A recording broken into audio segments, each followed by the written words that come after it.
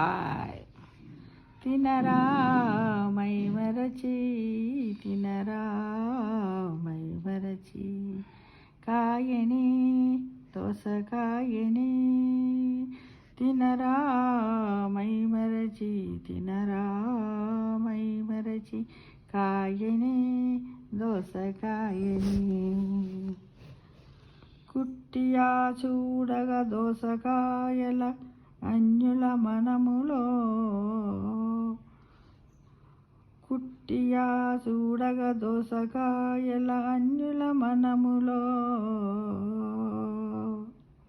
శ్రీనాథుడు హరవిలాసములో దోసకాయల్ని కుట్టి చూడడం అంటే గోరు దియ్యేల గుచ్చి లేతదనాన్ని చూడటాన్ని చాలా ఆసక్తిగా ప్రస్తావించాడు. గోరు దిగకపోయినా సోరకాయను నొక్కి చూస్తే లేతదనం తెలుస్తుంది కదా. దోసిలంత కాయ కాబట్టి దోసకాయ అని వేదాల నాటికే దోస తెలుసు. త్రయంబకం యాజమహే సుగంధిం పుష్టివర్ధనా ఊర్వారుకమివ బంధనాత్ మృత్యోముక్షీయామృతాత్.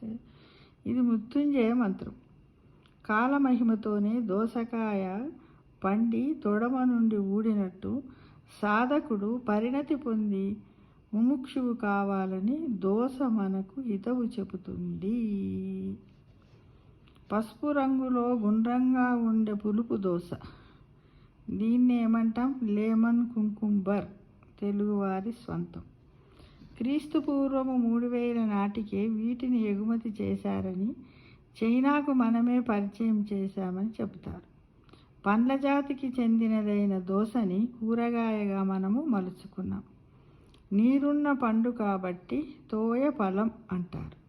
మిగతా పండ్లలో రసం ఉంటుంది, దోస పండ్లలో నీరుంటుంది.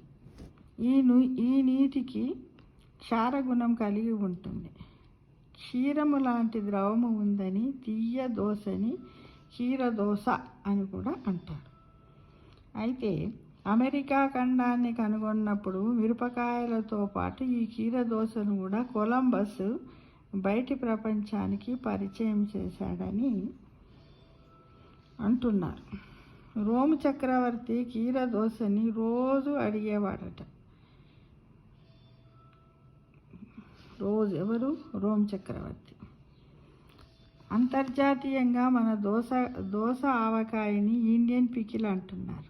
దోసకాయ ముక్కలుగా చేసి చేదుగా ఉంటే పారేయలేక దోస ఆవకాయ పెడతారట.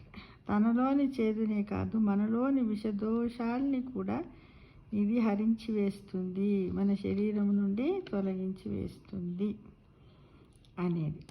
అయితే విలియం రాక్స్బర్గ్ అనే వృక్షశాస్త్రవేత్త 1805లో మన దోసని ఈశాన్య రాష్ట్రాలకు పరిచయం చేశాడట ఫ్రెండ్స్. మద్రాసు కేంద్రంగా బ్రిటిష్ పాలన సాగింది కాబట్టి వీటిని మద్రాస్ కుంకుంబర్ అనేవారు. దోసలో తెలుగు వాళ్ళు చేసుకున్నన్ని వంటకాలు ఇతరులకు లేవనే చెప్పాలి. చాలా రకాలైనటువంటి వంటకాలను మన వాళ్ళు చేసుకునేవారట ఫ్రెండ్స్ దోసకు. ఎలా అంటే మనకు కూడా తెలుసు, దోస ముక్కల పచ్చడని, దోసకాయ పప్పని, దోసకాయ బజ్జీ పచ్చడని, దోసకాయ రోటి పచ్చడని, దోస జ్యూస్ అని, దోస కేసర్ అని, దోసాకు కూర, ఈ విధంగా చాలా రకాలు. అయితే ఇందులో మనకు దోసకాయ బజ్జీ పచ్చడి అంటే ఏందో తెలుసుకుందాం.